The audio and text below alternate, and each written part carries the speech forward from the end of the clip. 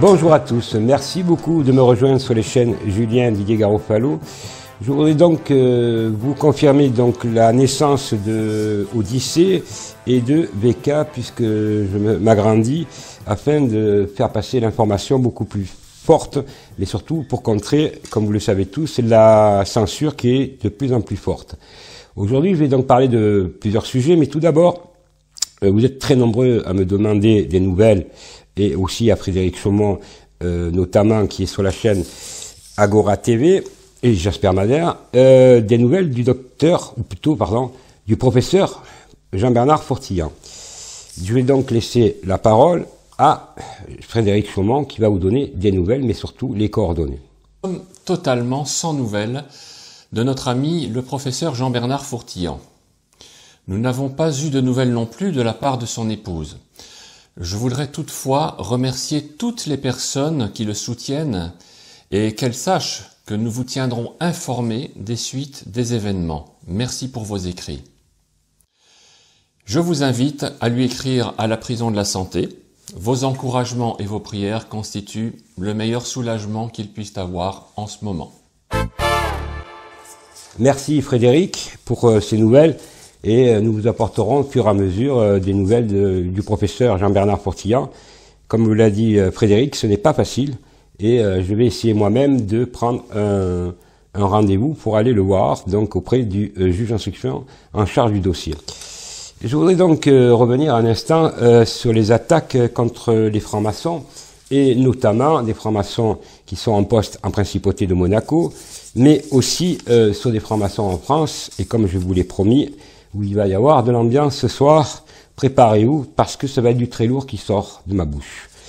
D'abord, je voudrais rappeler les Français qui sont à Monaco, qui dirigent Monaco et qui sont tous francs-maçons véreux, notamment M. Thierry Lacoste, Didier Linotte, Laurent Anselmi, Morgane Raymond, juge d'instruction de nationalité monégasque, Ludovic Leclerc et Sylvie Petit-Leclerc, qui est actuellement procureur général à Monaco. Ces gens-là, donc officiellement, j'ai donc déposé des plaintes à leur encontre. Mes plaintes sont à peu près une trentaine auprès de juges d'instruction français, en France parce qu'ils sont compétents, mais aussi à Monaco, parce que dans mon propre pays, j'ai donc décidé aussi d'attaquer ces vermines, ces véreux, ces voyous qui depuis des années me font des procès politiques. À ce sujet, je voudrais dire simplement, je vais vous mettre un peu d'ambiance, notamment mettre 2-3 pièces que vous allez voir ici, notamment sur Monsieur Lacoste, Thierry Lacoste, avocat du prince Albert II de Monaco, qui est un ripou véreux corrompu, avec Didier Linotte, et notamment Laurent Anselmi, avec, comment dire, la complaisance des magistrats que je viens de citer, Morgane Raymond, Ludovic Leclerc, et Sylvie Petit-Leclerc, qui est actuellement procureur, comme je l'ai dit. Vous avez donc cette facture, ou ce monsieur dans une des factures, on le voit, facture, on ne sait pas de quoi les factures, hein, juste on me doit 500 000 € en email, c'est nouveau, ce sont les factures, vous savez comment on dit, ça s'appelle du blanchiment d'argent et association de malfaiteurs. Donc j'ai saisi les tribunaux français, bien entendu, je ne vais pas dire lesquels, puisque je sais que ces gens m'écoutent, donc j'ai saisi des gros organismes, car ces gens-là, c'est du blanchiment d'argent, en bande organisée, et enfin des francs-maçons vont tomber. Parce qu'ils se croient intouchables à Monaco, bien sûr, principauté d'opérette, où nous avons un prince Albert qui cautionne de tels agissements, puisqu'ils auraient dû notamment les dégager, ou au moins les mettre en prison, et c'est au minima hein, de ce qu'ils ont fait, mais c'est vrai que M. Lacoste se vante, avocat parisien véreux, de tenir la principauté de Monaco, notamment le prince Albert, je vais être poli par les nouilles. Alors je voudrais dire que juridiquement, les nouilles ça n'existe pas. Mais ce qui existe juridiquement, c'est que c'est bien une association de malfaiteurs qui blanchit de l'argent. Et là nous parlons de centaines de millions d'euros. Alors je voudrais dire à M. Lacoste, aux gens que j'ai cités, messieurs maintenant, mesdames, messieurs, vous allez vivre l'enfer puisque je détiens des documents qui sont en ligne, qui prouvent vos délits criminels, que vous n'êtes pas des délinquants, des voyous, qui se permettent en plus de salir des personnes, moi entre autres, et puis Frédéric Chaumont, bien d'autres, par vos magouilles de criminels. alors vous allez rendre des comptes. Et croyez bien que je ne vais pas lâcher le morceau. Et c'est pas les menaces de mort qui vont m'inquiéter. Vous avez donc ce document, un des documents ou deux qu'on va mettre, mais vous avez bien entendu un lien qui est spécial, vous avez tous les emails qui se font entre eux, hein, vous voyez. Mais ils se demandent comment on a eu à avoir les emails. Ben, je voudrais leur dire à ces messieurs qu'il faudrait qu'ils soient un peu plus malins, parce que c'est pas que ça qu'on détient. C'est des dizaines, des centaines de documents. Alors, bancaires et tout. Alors nous allons tout mettre en ligne. Maintenant, je voudrais en revenir sur le plan français. Je voudrais rappeler que j'ai été blanchi, heureusement, par la chambre d'instruction d'Aix-en-Provence.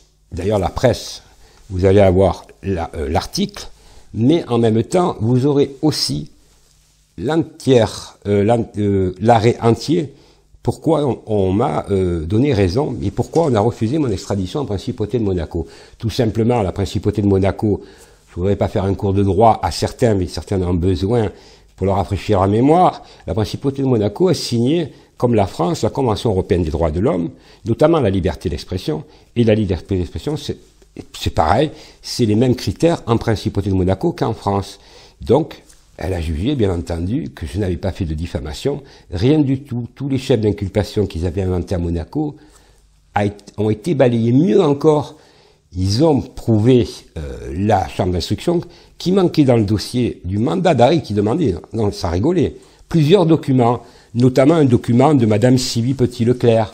Alors je m'adresse à vous, Madame Sylvie Petit-Leclerc, procureure de Monaco. Vous avez une plainte là, actuellement dans votre bureau de moi, que j'ai déposée au juge d'instruction, Monsieur Vaux, que je mets en ligne, entièrement en ligne.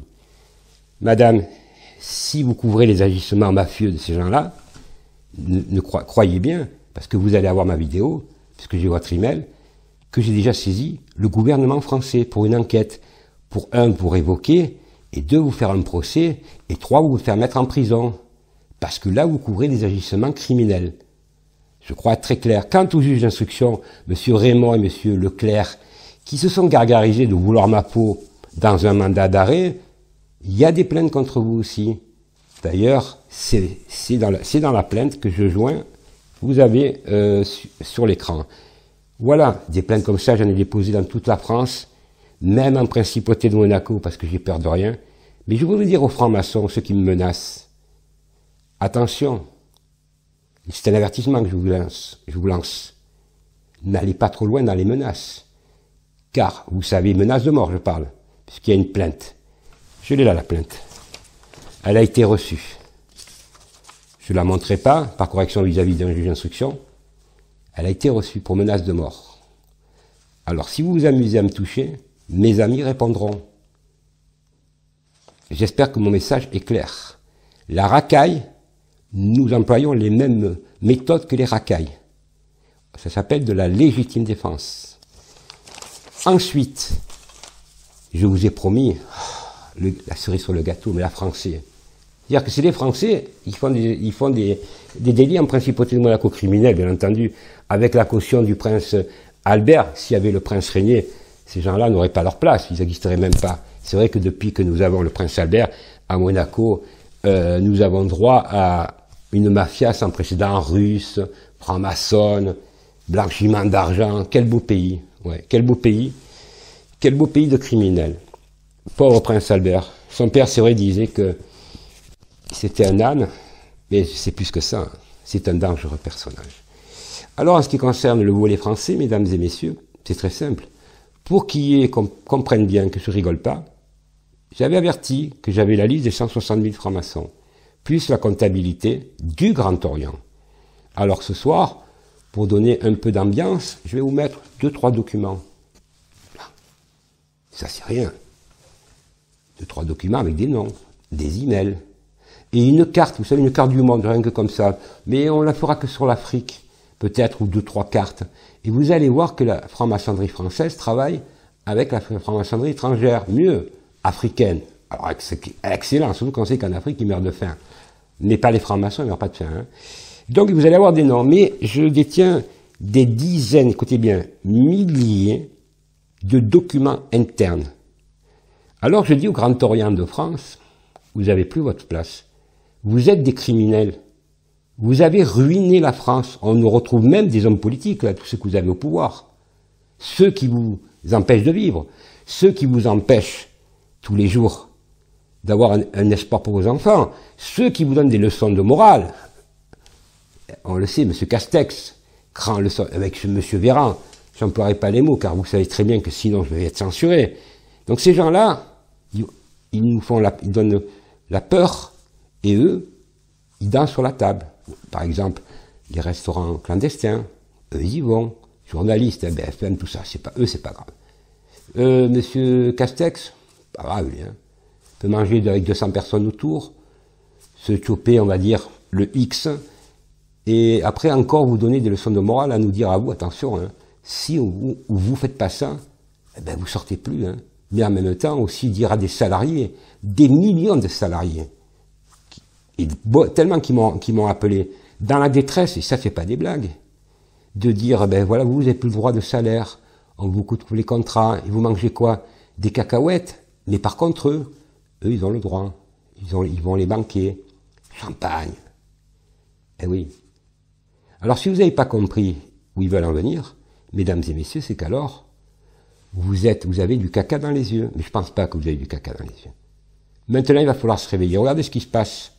Guadeloupe, Martinique, Hollande, Autriche, Belgique. Vous croyez que ça va pas venir là? Alors c'est à nous de nous organiser. Nous devons nous battre. Mais arrêtons, franchement, de faire des manifestations comme les Gilets jaunes, je leur en veux pas, et qui servent à rien. Ou les ronds-points, ça sert à rien. Ils rigolent. Ils rigolent. À les casser, ils rigolent. Ils nous mettent la responsabilité sur ceux, justement, qui se battent honnêtement. Non, il faut bloquer Paris, légalement. À 3, 4 millions, on monte. Tous les mécontents, on est des millions. On bloque Paris, c'est tout à Paris que ça se passe. La province, ça n'existe pas. Les préfets, les préfets, ce sont tous des francs-maçons aux ordres. Rappelez-vous, en 1940, les préfets, il y en avait combien qui étaient du côté, qui étaient résistants? Ben, pas beaucoup, hein. Une dizaine, tout cassé. Les autres, c'était tous des collabos. Hein? Et qu'est-ce qu'ils ont fait en tant qu'anciens préfets collabos? Ben, il y en a qui sont passés où?